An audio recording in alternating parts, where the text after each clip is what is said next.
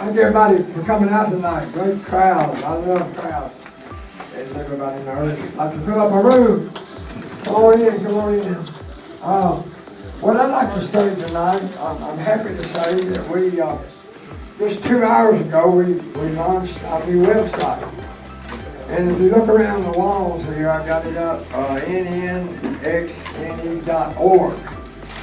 So, rather than us tell our story, you know, sometimes I get tired of telling our story time and time again. So I got some help now. I got a website, and I can tell people to go to the website, and then I can answer questions. But we're real proud of this website. If you go there, you can, on your phone right now, if you like, you can kind of check it out and scroll through it. We got Katie Hill to my left. We got Hickey Station, Lockhorn Park, and then we got the Haynes community along the corridor overlooking the river downtown. And so we want to have a good representation, and we got some of those members here tonight that's on the board. All right, my name is Minnie Forrester. I'm the president of the Historic Haynes Heights Neighborhood Association. We're located just down here off of Whites Creek Pike. We're between Mormon's Arm and West Nashville. So we're really pleased to announce the formation of the Haynes Trinity Neighborhood Coalition, and everybody should have a flyer out there.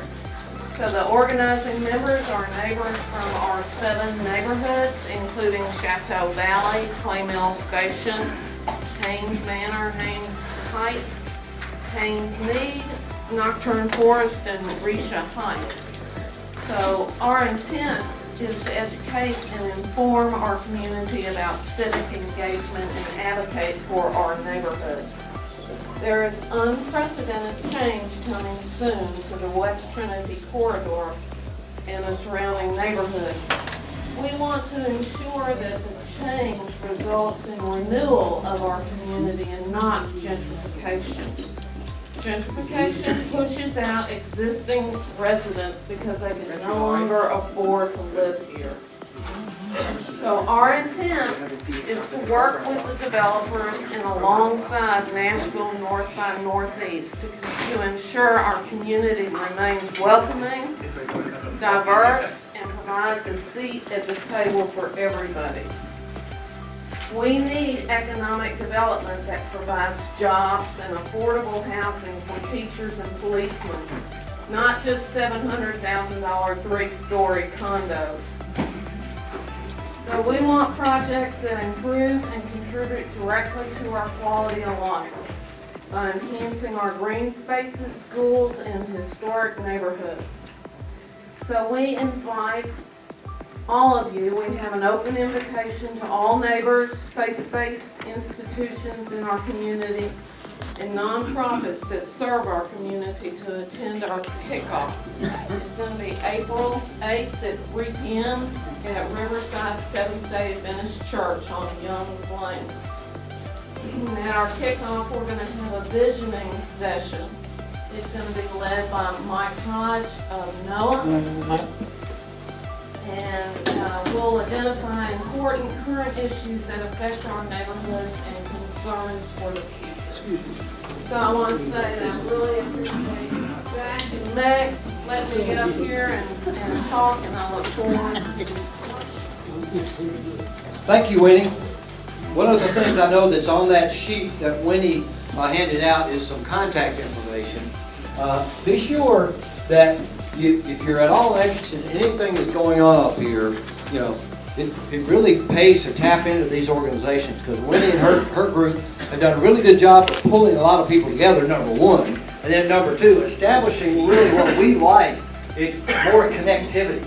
We all kind of know each other, we're neighbors, but for a long period of time, we have really not been that connected. So throughout this last really 4 years, I think we've done a pretty good job of getting a lot more connected than we have been. So let's continue that. Winnie's organization, you know, is out there, it's open. All you got to do is knock on the door and put your name on the list, right, Winnie? We we all encourage you to get on the Metro Planning Commission's website and look up specifically the National Next Plan.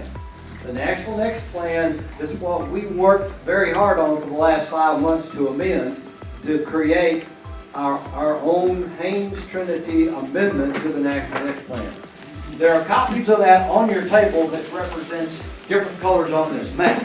Now you notice from the legend on the upper left-hand corner, it basically describes a lot of what you're going to be seeing, but as Jack said earlier, of the Planning Commission process that we went through to amend the land use plan. We've always said that we have no geographic boundary. We're always thinking of ourselves as kind of, up here and sharing ideas and sharing visions. So we always said we're kind of in a state of mind. Well, guess what? We broadened our state of mind really to include pretty much everything you see within the red boundary there. So if you have people that live in your area or in our area, always encourage them to come and be a part of our group. We're not just the folks that live and work at the mouth of Trinity Lane and I-65. We want to make sure we hear from all aspects of the community, residential, business, the faith-based organizations, because we're all in this together going forward. So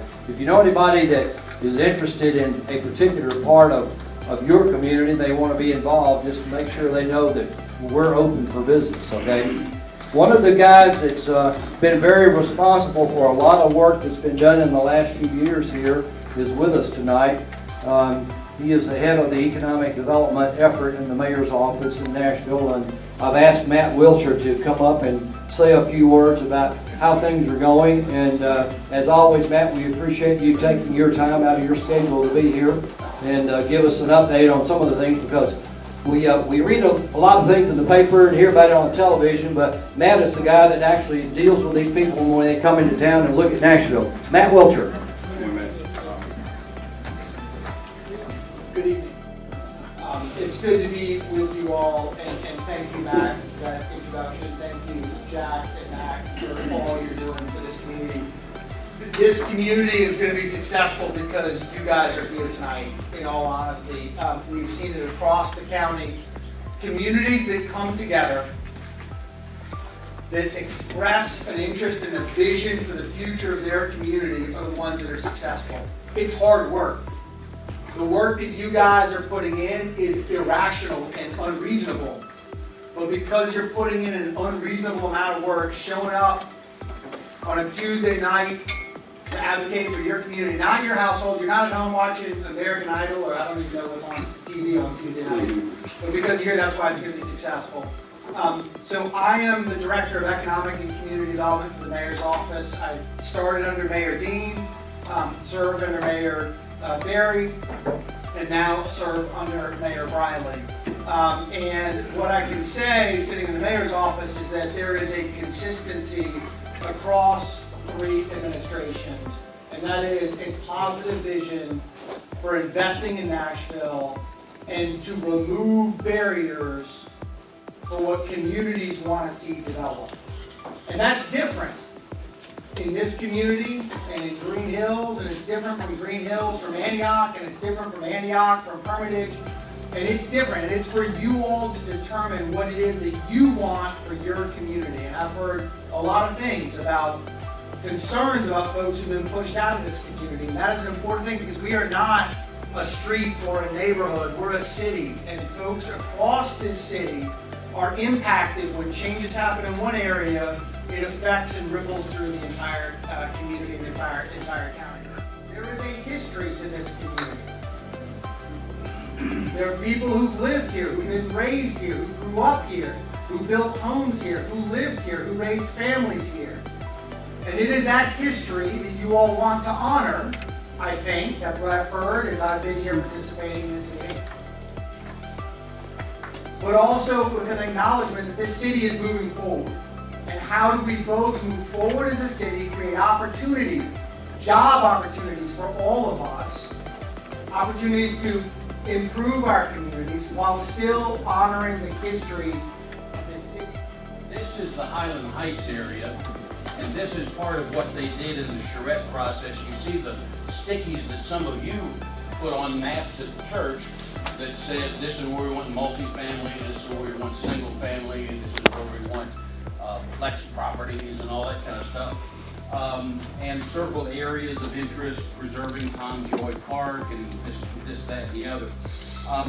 But one of the things that I wanted to mention along the lines of what Matt talked just a moment ago about, and that is, and again, go to the Planning Commission website, look up the Highland Heights thing, and you'll see what they came up with. And the reason I do this is some lessons there may apply here. For instance, they were very much supportive of high density along the transit corridor.